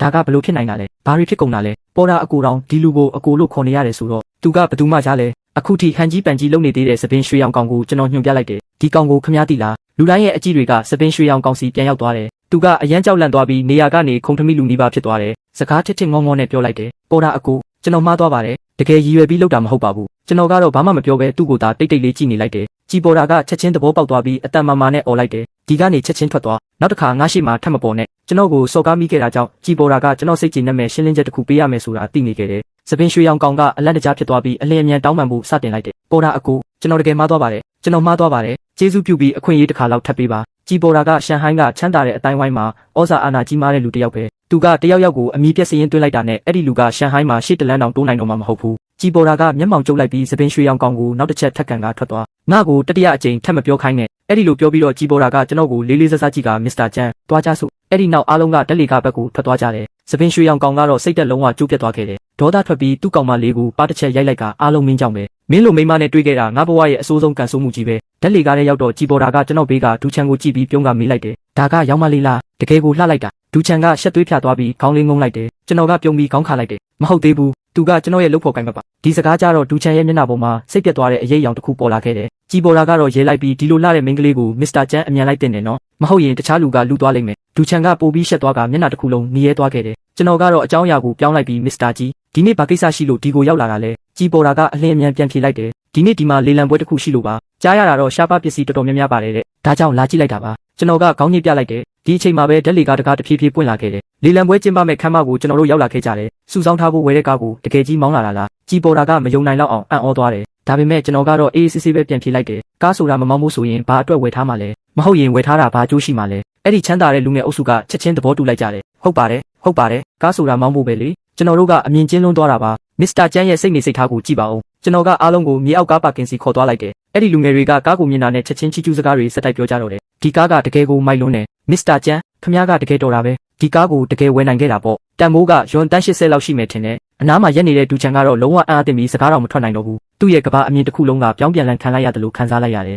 ်ဒီလိုအသက်ငယ်ငယ်နဲ့ယွန်တန်း80တန်ပြန်ကားကိုဝယ်နိုင်တာပဲကျွန်တော်ကပြုံးပြီးခေါင်းခါလိုက်တယ်ဘာမှမဟုတ်ပါဘူးဒီကားကဒီလောက်ဈေးမကြီးပါဘူးအဲ့ဒါကတကယ်အမှန်ပါနောက်ဆုံးတော့ဒီကားအတွက်ကျွန်တော်ပေးလိုက်ရတာတပြားပဲရှိခဲ့တာလေ ဒါပေမဲ့အနားကတထေးသားတွေကအဲ့ဒီစကားကိုကြားလိုက်တော့နှုတ်ခမ်းတွန့်သွားပြီးစိတ်ထဲမှာပဲတိုးတိုးလေးညှဉ်းညူနေကြတယ်ဒီကောင်ကလူရောဟုတ်သေးရဲ့လားယွန်တန်း80တန်ပြန်ကားကိုဈေးမကြီးဘူးလို့ပြောနေတာတဲ့သူတို့ကတော့ Merch Dispenser မောင်းလာတဲ့ကြီးပေါ်တာကစိတ်လှုပ်ရှားစွာမေးလိုက်တယ်မစ္စတာကျန်ကာရာအိုကေသွားဆိုကြမလားနာမည်ကြီးဆိုင်တစ်ဆိုင်ကိုသွားမလို့ပါကျွန်တော်ဒူချန်ကိုလှမ်းကြည့်လိုက်တယ်သူမကခဏလောက်တွန်းဆုတ်သွားပေမဲ့နောက်တော့ခေါင်းညှိပြီးသဘောတူလိုက်တယ်ကျွန်တော်ရဲ့ Push ကိုရဆက်တကက်3ဝက်ကိုမောင်းပြီးတထေးမျိုးဆက်ဒုတိယအတိုင်းဝိုင်းရဲ့ပြန်ကားတဲ့နောက်ကနေလိုက်သွားခဲ့တယ်လမ်းပေါ်ကတခြားကားတွေအားလုံးကသူတို့အတွက်လမ်းဖယ်ပေးလာကြတယ်ရင်နှန်းကမီးပွိုင်နီမှာရုတ်တရက်ရက်လိုက်တော့အဲ့ဒီနေရာတစ်ဝိုက်ကလမ်းရှင်းသွားတယ်လို့ဖြစ်သွားတယ်မီနီစောင့်နေတဲ့ရင်မောင်းတွေကဘဲတာထေးသားတွေထပ်ပြီးကြွားနေပြန်လာလဲလို့တွေးနေကြတော့တယ်ယွန်းတန်းတောင်ကုံသွားနိုင်တယ်မီးစိမ့်သွားတာနဲ့ပြန်ကားရင်နှန်းကအရှိန်ပြင်းပြင်းနဲ့ထွက်သွားတယ်အဲ့ဒီနောက်မှပဲတခြားရင်မောင်းတွေကဖြည်းဖြည်းချင်းပြန်မောင်းရဲကြတော့တယ်နောက်တာမှမဟုတ်တာအဲ့ဒီပြန်ကားတွေကတစည်းကိုသာတွားတိုက်မိရင်ကျွန်တော်တို့ဘဝပြတ်တဲ့အထိရော်ကြီးပေးရလိမ့်မယ် Paradise Tea ကိုရောက်တဲ့အချိန်မှာ Paradise Tea ပိုင်ရှင်ဝမ်ယီဟန်ကကားရနာကွင်းမှာကြိုတင်စောင့်နေပြီးသားဖြစ်နေတယ်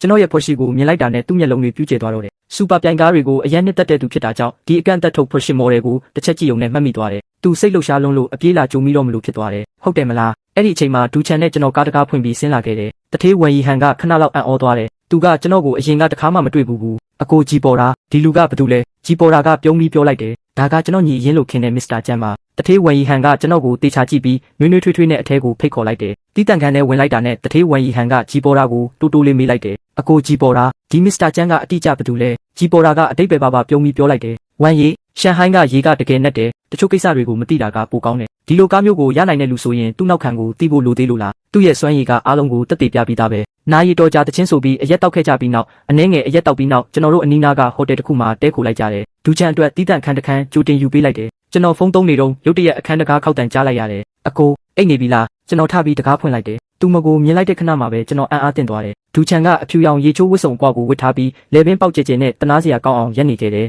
အကိုဒီလောက်ကျတဲ့အခန်းထဲမှာတယောက်တည်းနေရတာကြောက်လို့ပါဒီညအကိုနဲ့အတူနေလို့ရမလားကျွန်တော်မျက်လုံးကိုအနှဲငယ်မှိတ်လိုက်ပြီးချက်ချင်းပဲသူမကိုအခန်းထဲဆွဲခေါ်လိုက်တယ်သူမကိုယ်တိုင်ဒီလောက်ထိရှေ့တိုးလာမှတော့ကျွန်တော်ကဘယ်လိုလုပ်ညင်းနိုင်မှာလဲနောက်တနေ့မနေ့အိပ်ရနိုးလာတော့ဒူချန်ကအတော်လေးပင်ပန်းနွမ်းနယ်နေတဲ့ပုံစံနဲ့ရှိနေတယ်သူမကဘာမှမဖြစ်တယ်လို့မျက်နှာထားနဲ့ရေချိုးခန်းထဲဝင်သွားတယ်မျက်နှာတစ်ပြီးနောက်ကျွန်တော်တို့စားတောက်ခန်းမကိုတွားခဲ့ကြတယ်အဲ့ဒီမှာဂျီပေါ်တာရဲ့မျက်လုံးအောက်ကအမဲဆက်ကြီးတွေကိုသတိထားမိလိုက်တယ်မနေ့ညကဘာတွေလုပ်နေတာလဲကျမ်းမာရေးကိုလည်းဂယုစိုက်ဦးလေအကိုဂျီပေါ်တာကကျွန်တော်ကိုမျက်စောင်းထိုးကြည့်ပြီးပြောလိုက်တယ်ဘာမှမလုပ်ပါဘူးတညလုံးအချစ်တချင်းတွေနားထောင်နေတာဒီဟိုတယ်ရဲ့အတန်လုံးစနစ်ကတကယ်ဆိုးတယ်အဲ့ဒီစကားကြားတော့ကျွန်တော်နည်းနည်းအရှက်ရသွားတယ်မနက်စာစားပြီးတော့ဒူချန်ရဲ့ဖုန်းနံပါတ်ကိုယူပြီးသူ့မကိုကြောင်းထိလိုက်ပို့ပေးခဲ့တယ်အိမ်ပြန်ရောက်တာနဲ့ယွန်ထရီလီယန်ထောက်ပံ့ရေးအကူဖွင့်လိုက်တယ်ချက်ချင်းပဲပစ္စည်းနှစ်ခုပေါ်လာတယ် Rolls-Royce Cullinan Design Global M ဆောက်အောင်နှစ်ခုစလုံးကိုတပြားတည်းနဲ့ဝယ်လို့ရတယ်ဒီတစ်ခါတော့ကျွန်တော်လည်းအနှဲငယ်အံ့ဩသွားတယ်စပွဲပေါ်မှာစာအိတ်နဲ့အိတ်ရှိနေတယ်တအိတ်ထဲမှာတော့ Cullinan ကားရဲ့တော့နဲ့ကားမပုံတင်စာရွက်တွေပါနေတယ်နောက်တအိတ်ကိုဖွင့်လိုက်တဲ့အချိန်မှာတော့ကျွန်တော်လုံးဝအံ့ဩသွားတယ်အဲ့ဒါကအဆောက်အုံရဲ့ပိုင်ဆိုင်မှုစာချုပ်ဖြစ်ပြီးပိုင်ရှင်ဖြစ်ကျွန်တော်နာမည်ကိုရေးထားတာကိုတွေ့လိုက်ရတယ်ဒါဟာဘီလီယံနဲ့ချီတန်ဖိုးရှိတဲ့အဆောက်အုံကြီးတစ်လုံးပဲကျွန်တော်ကအထက်တစ်ထပ်ပဲရမယ်လို့ထင်ထားခဲ့ပေမဲ့တကယ်တော့အဆောက်အုံတစ်လုံးလုံးကိုရခဲ့တာပါကျွန်တော်စကားတော်မပြောနိုင်တော့အောင်အံ့ဩသွားတယ်ကားအသစ်နဲ့အဆောက်အုံပတ်ပြီးမောင်းကြည့်မလို့လုံနေတော့ရုတ်တရက်ဖုန်းကတုံလာတယ်ရှူကဖုန်းဆက်လာတယ်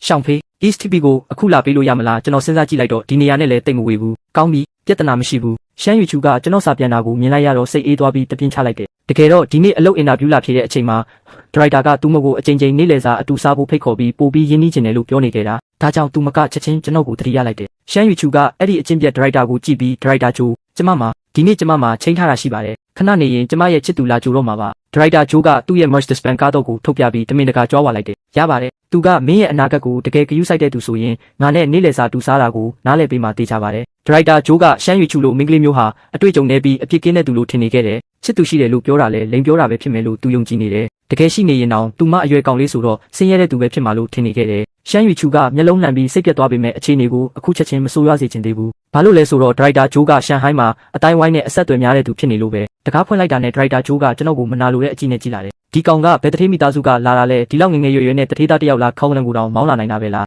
းသူ့ဘေးမှာရက်နေတဲ့ရှမ်းရွှေချူလဲအံ့ဩပြီးငြိမ်သွားခဲ့တယ်ကျွန်တော် push နဲ့လာမယ်လို့သူမှထင်ထားခဲ့ပေမဲ့ဒီနေ့တော့ Rolls-Royce နဲ့ရောက်လာခဲ့တာကျွန်တော်ရှမ်းရွှေချူအနားကိုရှောက်သွားပြီးပြုံးကပြောလိုက်တယ်တွားကြစို့ဒရိုက်တာဂျိုးကတော့လုံးဝပစက်အဟောင်းသားဖြစ်သွားတယ်မင်းရဲ့ချစ်သူက Rolls-Royce မောင်းလာလားရှမ်းရွှေချူရဲ့မျက်နှာကချက်ချင်းအပြုံးတွေနဲ့တောက်ပါသွားတယ်အစတုန်းကတော့ကျွန်တော်အနှဲငယ်ဇဝေဇဝါဖြစ်သွားတယ်ချစ်သူဟုတ်လားဒါပေမဲ့ဘာတွေဖြစ်နေလဲဆိုတာချက်ချင်းသဘောပေါက်သွားခဲ့တယ်ကျွန်တော်ရှမ်းရွှေချူကိုကို့အနားဆွဲခေါ်လိုက်ပြီးဟုတ်တယ်ဒီကားကကျွန်တော်ကားပဲပြဿနာရှိလို့လားဒရိုက်တာဂျိုးကချက်ချင်းမျက်နှာပြတ်သွားတယ်သူအခုလေးတင် Merch Dispenser ကားကိုသူများရဲ့စိန်ခံကားရှိမှကြွားဝါနေခဲ့တာလေသူ့ရဲ့တစ်နှစ်လုံးရတဲ့လစာကတော့တစ်ဖက်လူရဲ့မုတ်ဖိုးလောက်တောင်မရှိနိုင်ဘူးသူကအရှက်ရနေတဲ့အပြုံးနဲ့သာကောင်းပြီမရှမ်းရဲ့ချစ်သူရောက်လာပြီဆိုတော့ကျွန်တော်တို့ကိုမနှောက်ယှက်တော့ပါဘူးအဲ့ဒီလိုပြောပြီးတာနဲ့သူအလင်းမြန်ထွက်သွားခဲ့တယ်ဒရိုက်တာဂျိုးထွက်သွားတာကိုကြည့်ပြီးကျွန်တော်ပြုံးလိုက်တယ်ခမည်းကျွန်တော်ကိုရှင်းချစ်သူလို့ပြောလိုက်တာလားရှမ်းရွှေချူရဲ့မျက်နှာလေးကချက်ချင်းရှက်သွေးဖြာပြီးหนีရဲသွားတော့တယ်အတူသွားကြရအောင်ခဏလောက်တွေ့ဝေပြီးနောက်ရှမ်းရွှေချူကခေါင်းညိတ်ကကားပေါ်တက်လာခဲ့တယ် ကျွန်တော်ကသူမဘက်ကိုအနှဲငယ်ကိုကိုင်းလိုက်တော့သူမရဲ့မျက်နှာကချက်ချင်းအံ့အားသင့်သွားပြီးအတွေးတွေရက်တန့်သွားခဲ့တယ်သူမကခန္ဓာကိုယ်ကိုမတ်ထိုင်လိုက်ပြီးရင်ခုန်တန်ကအယမ်းညံလာခဲ့တယ်သူဘာလို့တော့မလဲငါညင်းလိုက်ရင်အတင်းတန်းမှများလားဒါပေမဲ့ကျွန်တော်ကတော့သူမရဲ့ထိုင်ကုန်ခါဘက်ကိုပဲဆွဲယူပေးလိုက်တယ်ခါဘက်ကိုတေချာပတ်ထားနော်ရှမ်းရွေချူကခဏလောက်ငိမ့်သက်သွားပြီးချွေးဆူနေတဲ့ဘားပြင်ကိုလက်နဲ့ပို့လိုက်တယ်ငါဘာတွေတွေးနေမိတာလဲ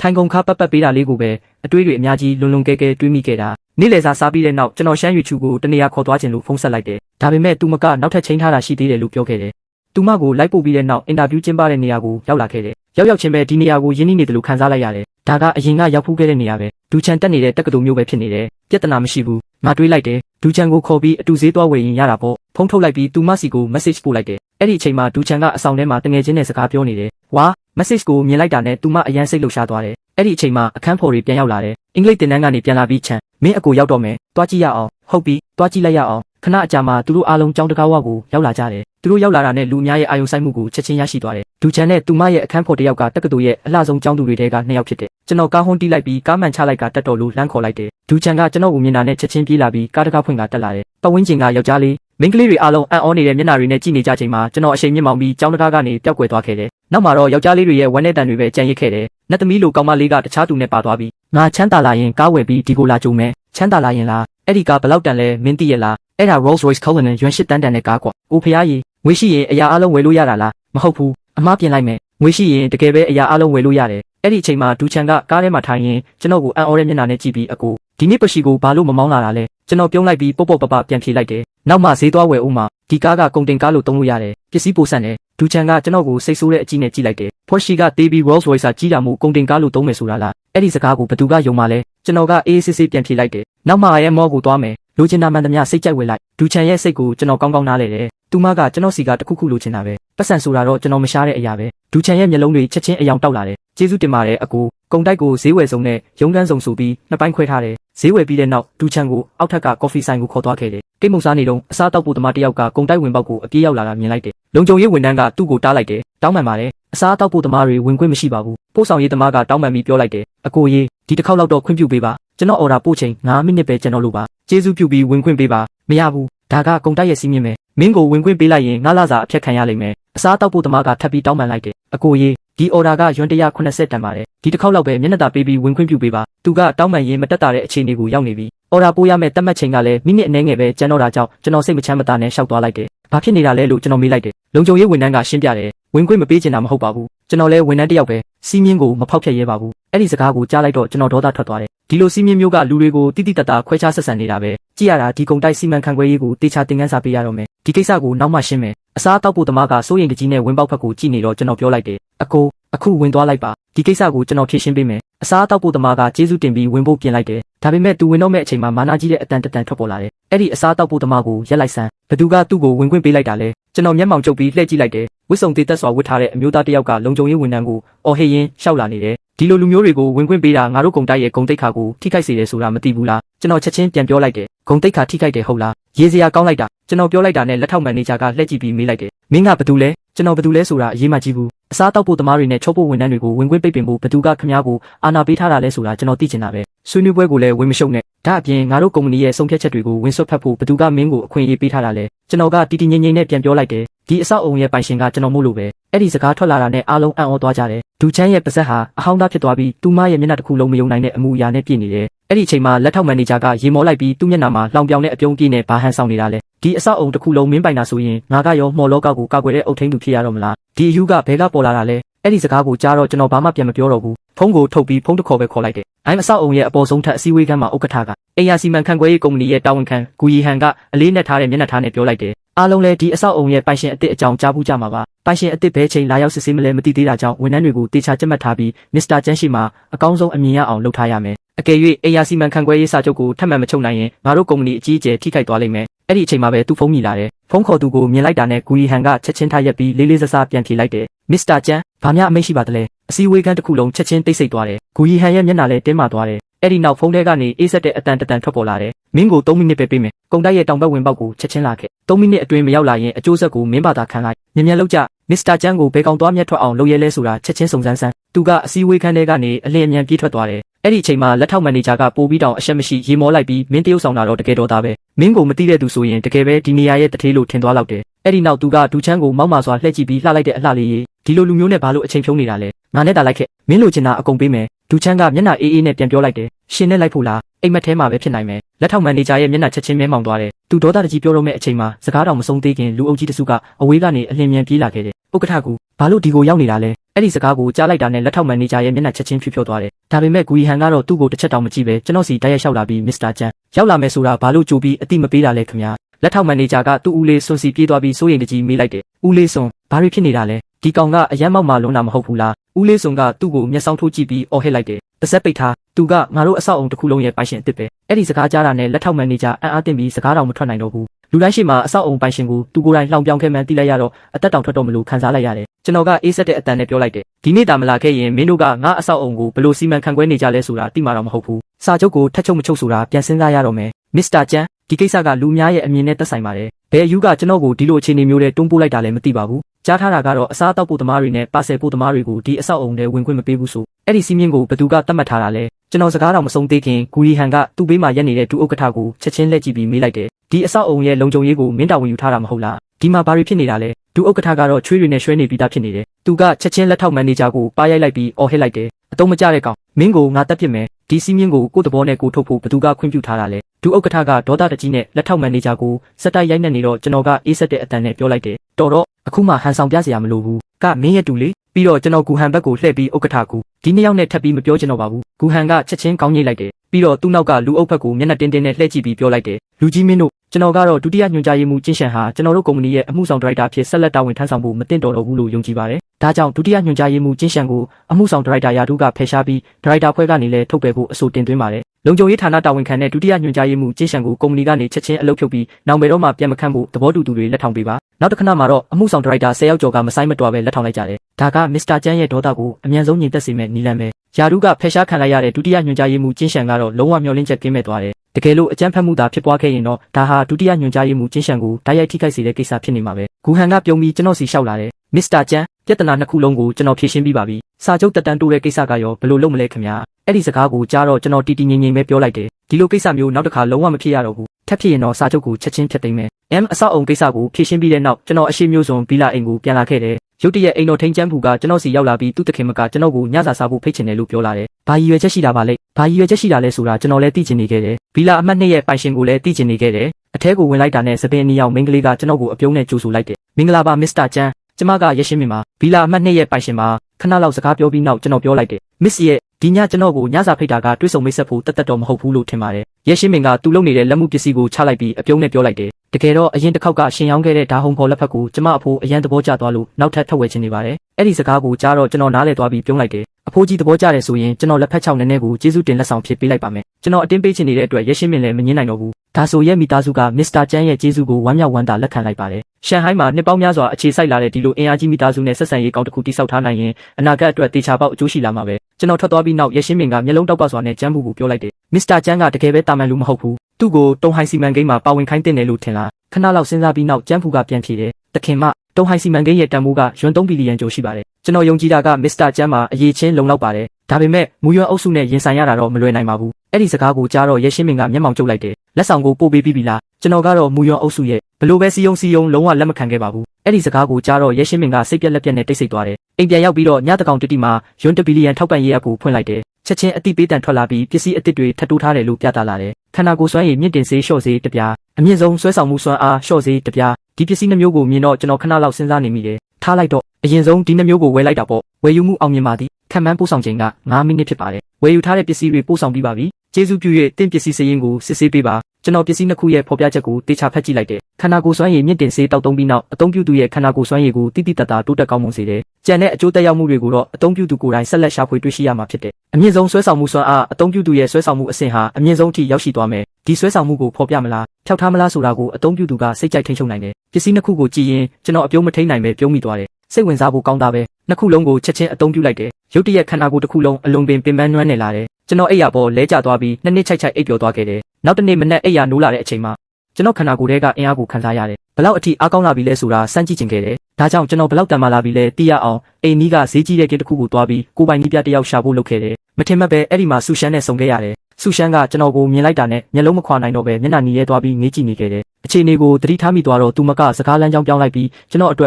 ကိုပိုင်လေးချင်ရင်နီးပြကောင်းတစ်ယောက်ကိုမိတ်ဆက်ပေးနိုင်တယ်လို့ပြောခဲ့တယ်ကျွန်တော်ပြုံးပြီးသဘောတူလိုက်တယ်ပြီးတော့ bench press ဆက်စီကိုတွားခဲ့တယ်စမ်းကြည့်တော့အလေးချိန်ကအရန်ပေါ်လွန်းနေတယ်လို့ခံစားရလို့အလေးချိန်ကိုထပ်တိုးလိုက်တယ်နီးပြကကျွန်တော်လွယ်လွယ်ကူကူမတင်နိုင်တာကိုမြင်ပြီးအနှဲငယ်အံ့ဩသွားတယ်အလေးချိန်ကိုထပ်တိုးထားပေမဲ့ကျွန်တော်အတွက်တော့လွယ်ကူနေစေပဲအလေးထပ်တိုးနောက်ထပ်လဲထပ်တိုးလိုက်ဒါကိုမြင်လိုက်တော့ကိုပိုင်နီးပြရောဆူရှမ်းရောအံ့ဩသွားကြတယ်ဂိမ်းထဲကလူတွေကလည်းတဖြည်းဖြည်းစုပြုံလာကြတယ်အလေးချိန်100ကီလိုဂရမ်အထိရောက်သွားတဲ့အခါလူတိုင်းအံ့အားသင့်သွားကြတယ်ဒါကအရန်အံ့ဩစရာကိန်းကနန်းပဲအဲ့ဒီအချိန်မှာအတန်တိုးတိုးနဲ့တန်ထွက်ပေါ်လာတယ်ဒီမှာဘာတွေဖြစ်နေတာလဲလူအုပ်ကလမ်းဖယ်ပေးလိုက်ပြီးကျင်းရဲ့အကောင်းဆုံးကိုပိုင်နီးပြဝူနီးပြရောက်လာတယ်သူကအရင်ကကမ္ဘာကာယပလချန်ပီယံလည်းဖြစ်ခဲ့ဘူးတယ်ဘာတွေဖြစ်နေလဲသိသွားပြီးနောက်ဝူနီးပြကစိတ်ဝင်စားတဲ့အပြုံးတပွင့်ပြုံးလိုက်တယ်စိတ်ဝင်စားဖို့ကောင်းတယ်သူ့ရဲ့အကန့်အသတ်ကိုကြည့်ချင်တယ်သူကအလေးချိန်ကိုဆက်ပြီးတိုးခိုင်းလိုက်တယ်3မိနစ်တောင်မပြည့်သေးခင်အလေးချိန်က180ကီလိုဂရမ်အထိရောက်သွားတယ်အဲ့ဒီနေရာကလူတိုင်းမျက်လုံးပြူသွားကြတယ်ဝူနီးပြတောင်အံ့ဩသွားတယ်သူ့ခန္ဓာကိုယ်မှာစက်သားအကြီးကြီးတွေမရှိဘဲနဲ့ဒီလောက်အင်အားဘယ်လိုရှိနိုင်တာလဲလူအုပ်ကြီးအံ့ဩနေကြပေမဲ့တချို့ကတော့တိုးတိုးတိတ်တိတ်ပြောဆိုနေကြသေးတယ်ဒီလောက်ကိစ္စလေးနဲ့ဝူနီးပြတောင်အံ့ဩသွားစရာမလိုပါဘူးစက်တင်လိုက်ပါလို့ကျွန်တော်အေးဆေးဆေးပြောလိုက်တယ်ကျွန်တော်ရဲ့တည်ငြိမ်တဲ့အမူအရာကိုမြင်လိုက်တော့လူတော်တော်များများထပ်ပြီးအံ့အားသင့်သွားကြတယ